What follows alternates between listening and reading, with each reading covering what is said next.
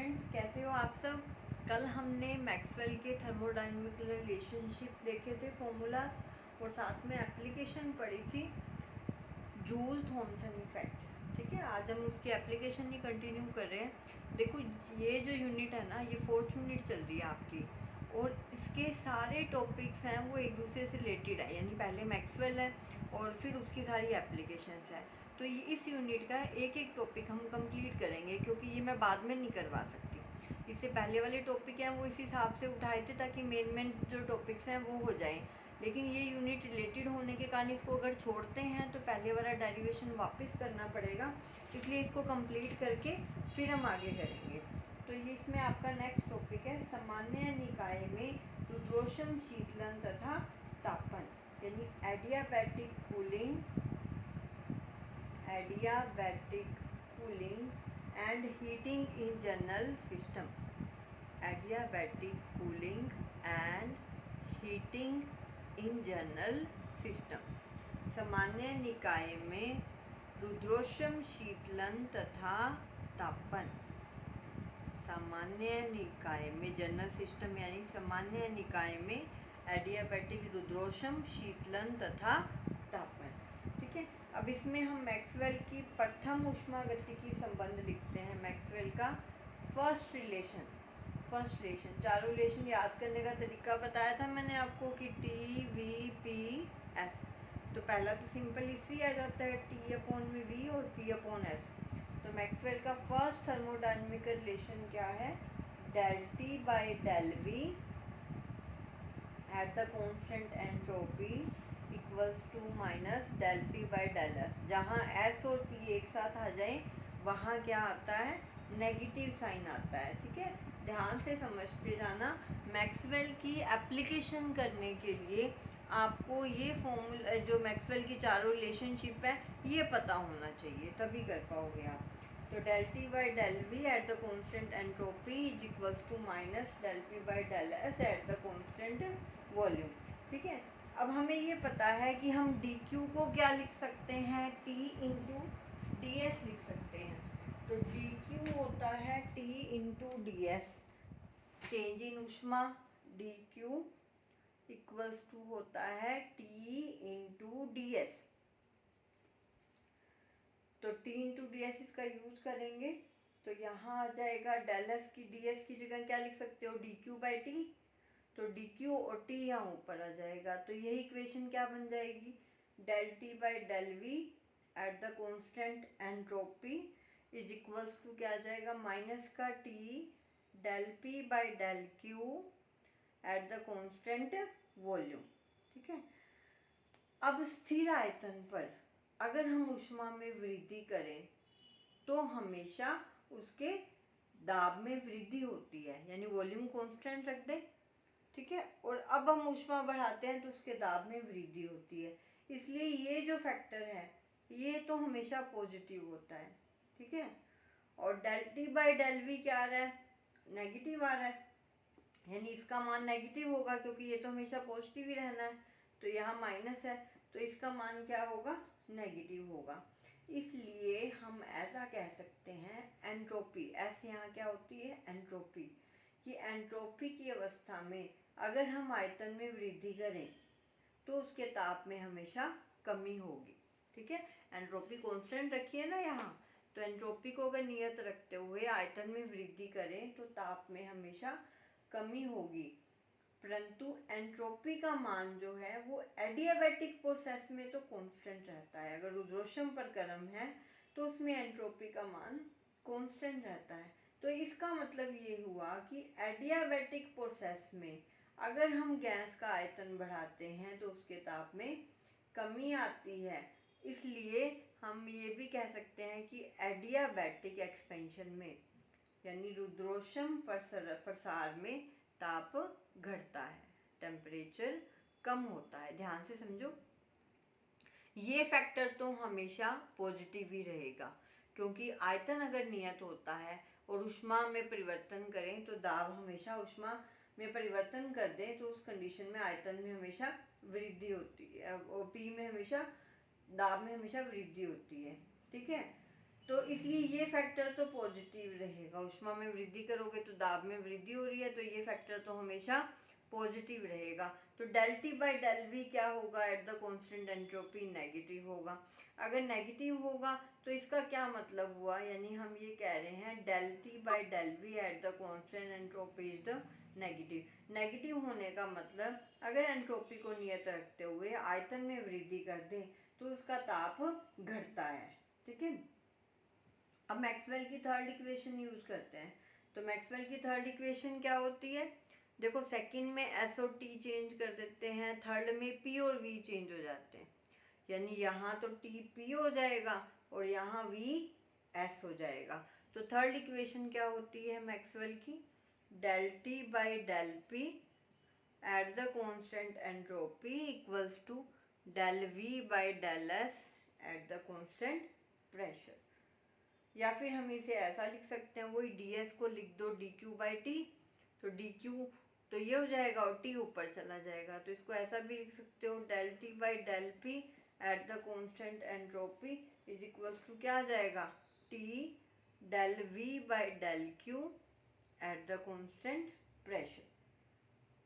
अब यहाँ देखो, अगर दाब स्थिर है, दाब स्थिर कर दे तो ऊष्मा में वृद्धि करें तो भी आयतन में वृद्धि होती है। ये आपने पढ़ा हुआ है 11th में थर्मोडायनेमिक्स में कि अगर दाब को नियत रखते हुए ऊष्मा में वृद्धि करते हैं तो उसके आयतन में वृद्धि होती है।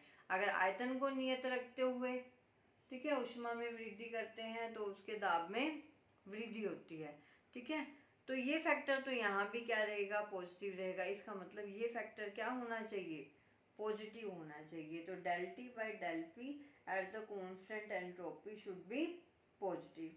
तो इसका क्या मतलब होगा कि अगर मैं एंट्रोपी की अवस्था में किसी गैस का दाब बढ़ा दें तो उसके ताप में हमेशा वृद्धि होगी।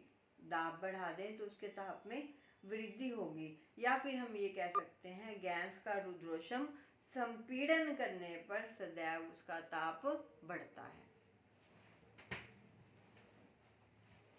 करने पर तो उसका ताप बढ़ता है और गैस का रुद्रोषम प्रसार करने पर उसका ताप घटता है। तो एडियाबैटिक कूलिंग, इसका cooling and heating in general system. Cooling का मतलब क्या हुआ? यहाँ पे जब हम रुद्रोषम प्रसार कर रहे हैं तो क्या हो रही है? ताप घटता है। ताप घटने का मतलब कूलिंग हो रही है। जब रुद्रोषम प्रसार होगा तो कूलिंग हो रही है, और जब रुद्रोषम संपीड़न होगा तो उसका ताप बढ़ जाएगा, यानी हीटिंग हो रही है। तो ये लाइन आपको ध्यान रखनी है कि गैस के रुद्रोषम प्रसार में उसका ताप घटता है, यानी एडियाबैटिक कूलिंग होती है, और गैस का रुद्रोषम संपीड़न करने पर उसका ताप बढ़ता है, यानी एडियाबैटिक हीटिंग होती है। तो यहाँ मैं लिख रही हूँ कि जब एडियाबैटिक एक्सपेंशन होगा गैस का तो कूलिंग होगी। कूलिंग कह दो या टेम्परेचर कम हो रहा है, एक ही बात है। और जब एडियाबैटिक कंप्रेशन होगा यानी संपीड़न होगा तो हीटिंग होगी। हीटिंग का मतलब कि टेम्परेचर बढ़ रहा है। ठीक है, तो ये हमने पढ़ा adiabatic cooling and heating in general system, सामान्य निकाय में रुद्रोषम, शीतलन तथा तापन। ठीक है, अब हम इसकी बहुत इंपॉर्टेंट एप्लीकेशन है, एक जूल थॉमसन वाली, एक क्लोसियस-क्लैपेरॉन इक्वेशन, वो करते हैं। ये भी मैक्सवेल की एप्लीकेशन है, क्लोसियस-क्लैपेरॉन इक्वेशन। इनको करने के लिए आपको मैक्सवेल की चारों इक्वेशन याद होनी चाहिए, और चारों याद करने का शॉर्टकट मैंने आपको बताया ही था। तो अब हम आते हैं क्लोसियस-क्लैपेरॉन इक्वेशन, क्लोसियस-क्लैपेरॉन हीट इक्वेशन। तो क्लोसियस-क्लैपेरॉन ऊष्मा समीकरण ये किससे आती है? मैक्सवेल के सेकंड इक्वेशन से। अब सेकंड इक्वेशन क्या है? तो बस आपको ये याद होना चाहिए, T V P S. First में हम ऐसा करते हैं, सेकंड में एक डायगोनल चेंज करते हैं, थर्ड में ये चेंज करते हैं, फोर्थ में ये आपस में चेंज कर देते हैं। ये हमने पहले पढ़ा था, ठीक है, लास्ट लेक्चर में बताया था। तो अब हमें क्या करना है? T V P S second वाली चाहिए, तो टी और एस को चेंज कर दो, यानी यहाँ आ जाएगा एस वी और यहाँ पे पी टी हो जाएगा। तो डेल एस ओवर में del V equals to del P over में डेल टी। यहाँ आ जाएगा v और ये हो जाएगा t। जो इसके यहाँ लिखे हुए हैं वही इंडिपेंडेंट वेरिएबल्स होते हैं। अब दोनों साइड t से मल्टीप्लाई कर दो तो ये हो गया t delta s by del v और ये हो गया t del p by del t। अब हमें ये पता है t इंटू डेल्टा s क्या होता है dq या डेल q लिख दो, del q equals to t delta s। तो इसको आप लिख सकते हो del q by del v at the constant temperature is equals to T del P by del T. बस अगर मैक्सवेल की इक्वेशन याद है तो इसकी एप्लीकेशन हो गई, बस और कुछ भी नहीं करना है। तो ये आ गया उसी इक्वेशन से। अब यहाँ पे देखो इसका मतलब क्या है, del Q by del V at the constant temperature, यानी कि ताप नियत रख दिया, टेम्परेचर कॉन्स्टेंट रख दिया। ठीक है, तो ये किसको रिप्रेजेंट कर रहा है, कॉन्स्टेंट टेम्परेचर पर अगर हम वॉल्यूम चेंज करते हैं तो उसके लिए हमें चेंज इन हीट, यानी ये पता चलेगा हीट कितनी एब्जॉर्ब हो रही है और कितनी रिजेक्ट हो रही है। ठीक है, तो इसको हम कहते हैं कि नियत ताप पर एकांक आयतन परिवर्तन के लिए अवशोषित या निष्कासित ऊष्मा की मात्रा को प्रदर्शित करता है। ठीक है, और ये भी हमें पता है कि नियत ताप पर अवशोषित या निष्कासित ऊष्मा द्वारा पदार्थ के आयतन में ही परिवर्तन होता है। लेकिन ताप अगर नियत रखते हैं तो नियत ताप पर चाहे हम ऊष्मा लें चाहे दोनों दे, वो पदार्थ की गुप्त ऊष्मा होती है, यानी लेटेंट हीट होती है। लेटेंट हीट कब होती है, जब टेम्परेचर को कांस्टेंट रख दिया जाए। तो अगर टेम्परेचर को नियत रख दिया जाता है तो नियत ताप पर निकाय से ली गई ऊष्मा या दी गई ऊष्मा क्या होती है, उसकी गुप्त ऊष्मा होती है, यानी लेटेंट हीट होती है। अगर टेम्परेचर कांस्टेंट हो तो heat given to the system और heat absorbed by the system is the latent heat. ठीक है, तो पदार्थ के 1 ग्राम अगर द्रव्यमान की बात करें, मान लो 1 ग्राम द्रव्यमान को नियत ताप T पर हम ऊष्मा कितनी दे रहे हैं, डेल क्यू दे रहे हैं, तो उसका आयतन क्या हो गया, V1 से V2 हो गया। तो यहाँ पे डेल क्यू किसके इक्वल होगी, L के, यानी लेटेंट हीट के, और डेल V कितना हो जाएगा, चेंज इन आयतन, यानी V2 minus V1। V1 initial था और V2 फाइनल है, तो V2 माइनस V1। तो यहाँ आप लिख सकते हैं L, इस इक्वेशन में वैल्यू पुट कर दो, डेल क्यू तो क्या हो गया L और ये हो गया V2 minus V1, L upon में V2 minus V1 at the constant temperature किसके इक्वल आ गया, T डेल P, इस इक्वेशन में पुट कर रहे हैं T del P by del T at the constant volume. ठीक है, तो यहाँ से del T by del P की वैल्यू आ जाएगी, del P by del T। ये क्लोसियस-क्लैपेरॉन इक्वेशन है जो भी मैं लिख रही हूँ। तो देखो हमने किया कुछ भी नहीं है, खाली मैक्सवेल की इक्वेशन थी, उसको T से मल्टीप्लाई कर दिया सेकेंड इक्वेशन को, तो हमें ये इक्वेशन अपने आप मिल गई। अब हमें पता है टेम्परेचर कांस्टेंट होगा, तो उस कंडीशन में किसी भी सिस्टम को जो हीट देते हैं, चाहे वो हीट दे चाहे ले, वो उसकी लेटेंट हीट होती है। तो डेल क्यू को हमने L के इक्वल रख दिया, चेंज इन वॉल्यूम को V2 माइनस V1 लिख दिया, तो del P by del T कितना आ गया, L upon T V2 minus V1। ये कहलाती है क्लोसियस-क्लैपेरॉन इक्वेशन, और इसे हम फर्स्ट लेटेंट हीट इक्वेशन भी बोलते हैं, प्रथम गुप्त ऊष्मा समीकरण भी बोला जाता है इसे, फर्स्ट लेटेंट हीट इक्वेशन या फिर प्रथम गुप्त ऊष्मा समीकरण कहा जाता है। अब ये जो इक्वेशन है क्लोसियस-क्लैपेरॉन, ठीक है, इसकी इस समीकरण की, ये क्लोसियस-क्लैपेरॉन इक्वेशन है, ये साइंटिस्ट का नाम है क्लोसियस-क्लैपेरॉन, बस उन्होंने बताई थी तो उसी के नाम पे रख दिया। ठीक है, क्लोसियस-क्लैपेरॉन इक्वेशन। ठीक है, अब इस समीकरण की एप्लीकेशंस हैं 2। इस इक्वेशन को मैं दोबारा लिख रही हूँ,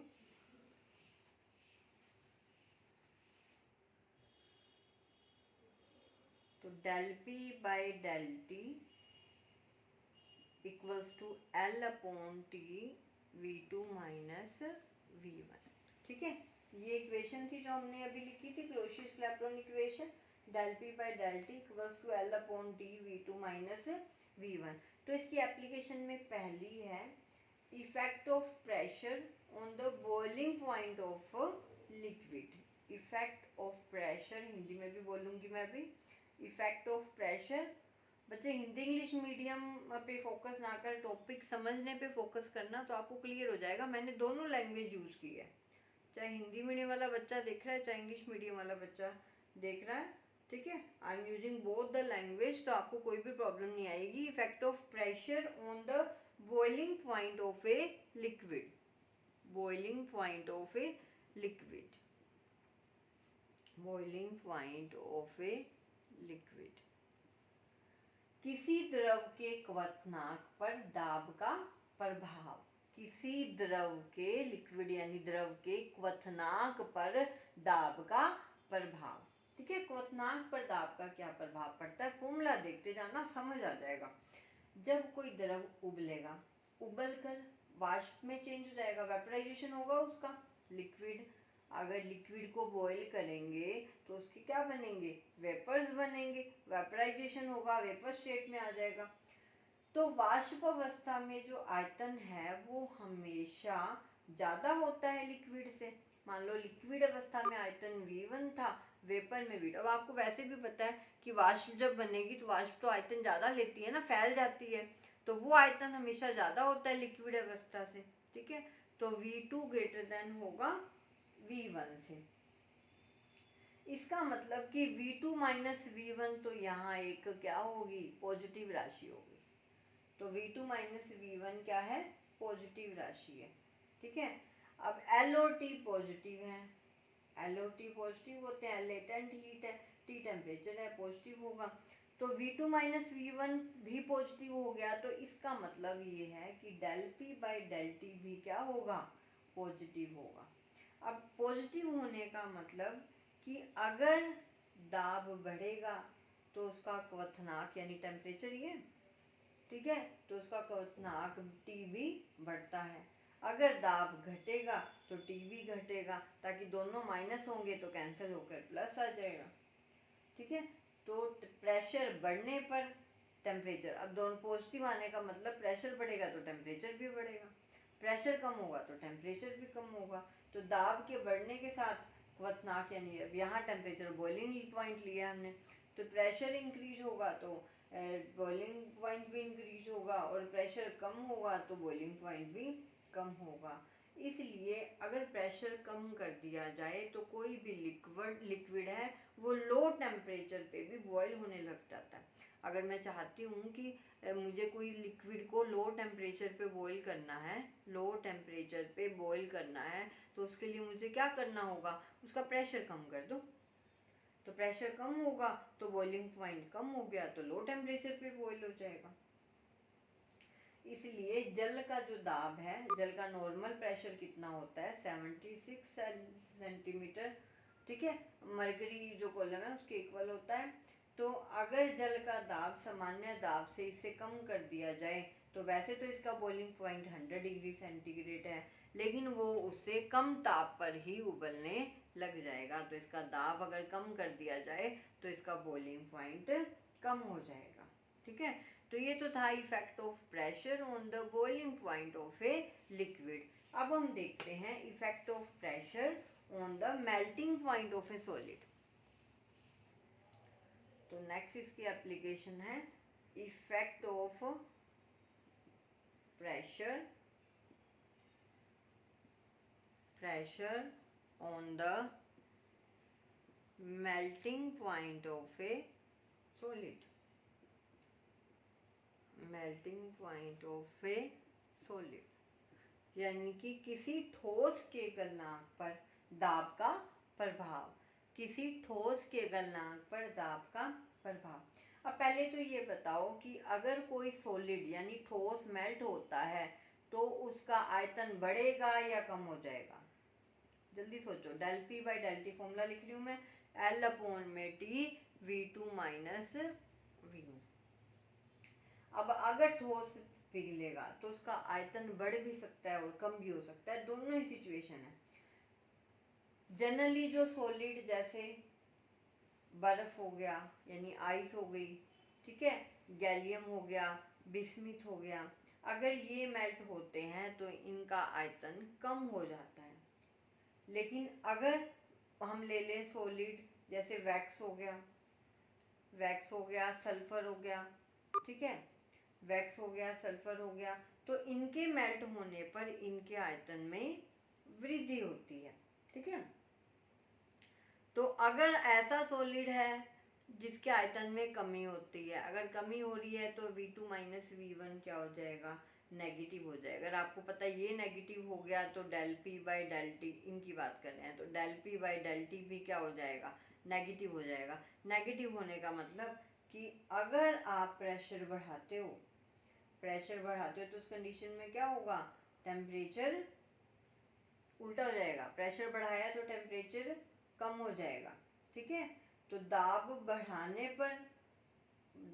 पर यहाँ चीज रिवर्स आ जाएगी, तो दाब बढ़ाने पर तो क्या होगा, गलनांक पॉइंट यहाँ कम हो जाएगा और दाब घटाने पर बढ़ जाएगा, तो उससे उल्टा हो गया। लेकिन अगर ये वाले हैं जिनका वॉल्यूम बढ़ रहा है तो पहले वाली कंडीशन आ जाएगी कि दाब बढ़ाओगे तो टेम्परेचर, तो यहाँ पे दाब अगर बढ़ाते हो तो टेम्परेचर भी बढ़ जाता है, और अगर यानी कि उसका मेल्टिंग पॉइंट बढ़ जाता है, दाब कम करते हो तो मेल्टिंग पॉइंट भी कम हो जाता है। तो ये थी इसकी एप्लीकेशन कि किसी द्रव के क्वथनांक पर दाब का क्या प्रभाव पड़ता है, यानी बॉइलिंग पॉइंट पर, और मेल्टिंग पॉइंट पर, सॉलिड के मेल्टिंग पॉइंट पर प्रेशर के साथ क्या इफेक्ट पड़ता है, ठीक है। तो आज का लेक्चर यही समाप्त करते हैं। एप्लीकेशन आप अच्छे से पढ़ लेना, ठीक है। पहले हम ये वाली यूनिट कंप्लीट करेंगे, उसके बाद नेक्स्ट करेंगे। Okay, thank you.